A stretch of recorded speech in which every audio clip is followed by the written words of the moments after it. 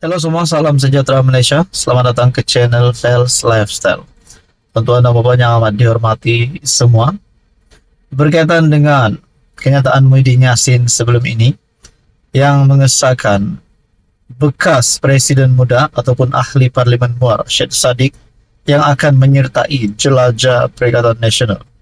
Timbul persoalan, adakah Syed Saddiq akan masuk di dalam gabungan itu? Walaupun kita tahu Syed Saddiq memang adalah seorang ahli politik yang pro Perikatan Nasional.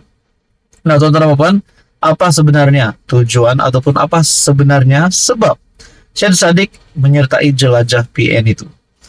Walhal dalam masa yang sama, Parti Muda tidak sama sekali akan menyertai jelajah itu.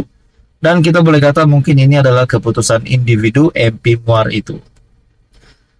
Sebelum ini, selepas Syed Saddiq yang menarik sokongan daripada Kerajaan Perpaduan, ada juga yang mengecam Syed Saddiq kenapa beliau menarik sokongan, sedangkan beliau perlu, ada yang berkata relevan untuk beliau berada dalam kerajaan berbanding pembangkang.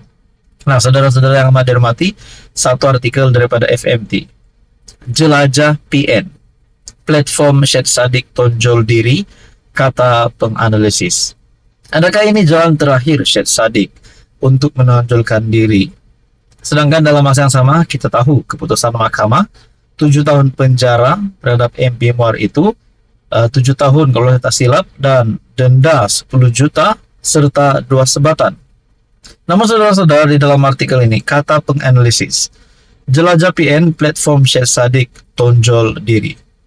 Langkah menggunakan platform PN mungkin cara selamat bagi bekas Presiden muda itu untuk menjadi kembali relevan. Seperti yang kita tahu juga, Syed Saddiq telah meletakkan jawatan sebagai Presiden muda. Penganalisis berpendapat penyertaan Syed Saddiq Syed Abdul Rahman dalam siri jelajah PN ke seluruh negara mungkin antara usahanya untuk menonjolkan dirinya semula dalam persada politik. Salawati Mat Basir daripada Universiti Kebangsaan Malaysia berkata, langkah menggunakan platform PN mungkin cara selamat bagi bekas Presiden muda itu untuk menjadi kembali relevan setelah dilihat semakin diketepikan dalam pelbagai isu.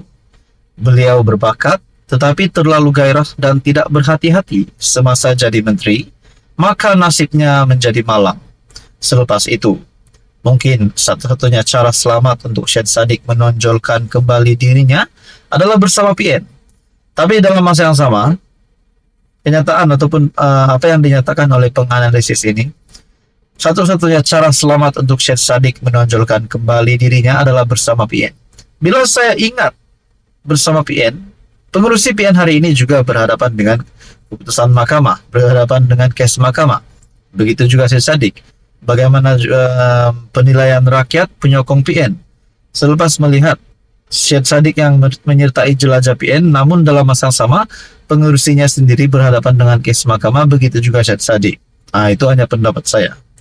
Dalam artikel ini menyebut tidak salah, cuma kita tunggu sama ada rakyat mau dengar atau tidak, katanya kepada FMT. Bagaimanapun katanya, Syed Saddiq sebenarnya telah terlepas peluang memenangi hati rakyat yang kini mahukan penyelesaian sesuatu isu, bukan sekadar penjelasan.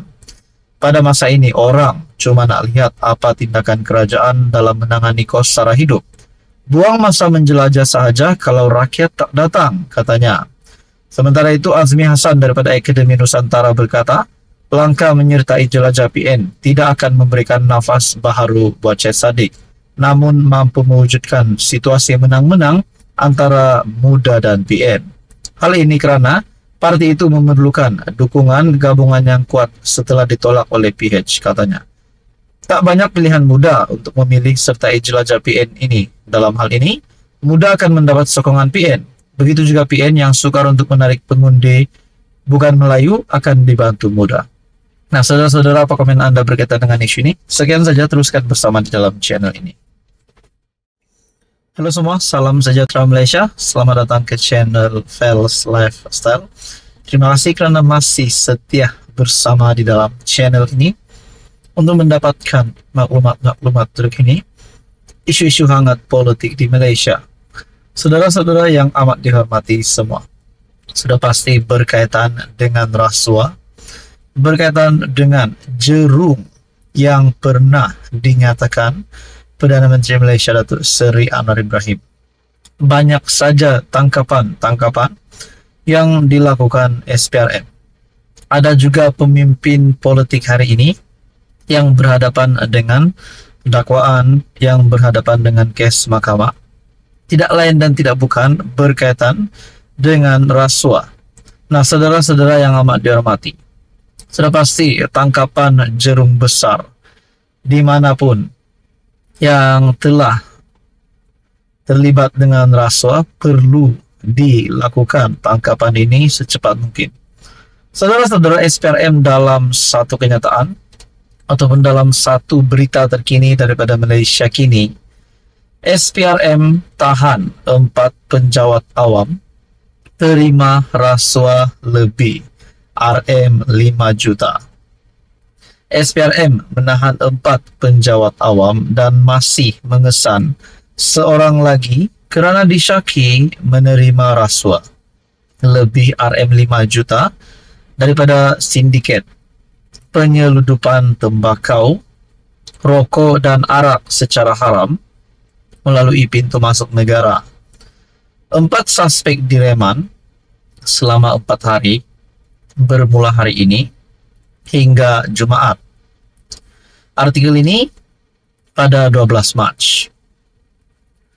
Menurut sumber, keempat-empat lelaki berusia 40-an hingga 50-an ditahan di sekitar Lembah Klang antara 11.30 pagi hingga 4 petang semalam dalam operasi khas oleh Bahagian Pencegahan Pengubahan Wang Haram AML SPRM, LHDN dan Bank Negara Malaysia. Dalam operasi berkenaan, SPRM telah menahan 8 individu termasuk 4 penjawat awam yang dipercayai bersekongkol dengan sindiket berkenaan sejak 2018 hingga 2023. Setakat ini, sindiket tersebut dipercayai telah menyebabkan ketirisan hasil cukai dianggarkan kira-kira 400 juta dan telah memberi wang rasuah lebih RM8 juta kepada beberapa individu, termasuk penjawat awam bagi menyeludup tembakau kunyah, rokok, arak serta beberapa barang lain menurut sumber. Turut dirampas pelbagai barangan seperti telefon bimbit, komputer riba, komputer pribadi, wang tunai, rumah dan kereta dianggarkan bernilai hampir RM6 juta. Selain membekukan 237 akaun bank membabitkan wang berjumlah kira-kira RM12 juta. Sindiket ini dipercayai menggunakan modus operandi dengan menggunakan akaun keldai bagi melakukan transaksi pembayaran wang rasuah kepada penjawat awam yang bersekongkol dengan mereka. Ketua Pesuruhjaya SPRM Tan Sri Azam Baki ketika dihubungi mengesahkan penahanan itu dan berkata kes disiasat di bawah Seksyen 17 dalam kurungan E Akta SPRM 2009 dan Seksyen 165 Kanun Keseksaan. Beliau berkata SPRM juga akan memohon reman terhadap beberapa lagi individu yang ditahan di bawah Seksyen 17 dalam kurungan B Akta SPRM 2009. Ini pasti satu petangkapan Jerung besar yang pasti menggemparkan seluruh Malaysia. Apa komen Anda? Sekian saja. Teruskan bersama di dalam channel ini untuk info yang seterusnya.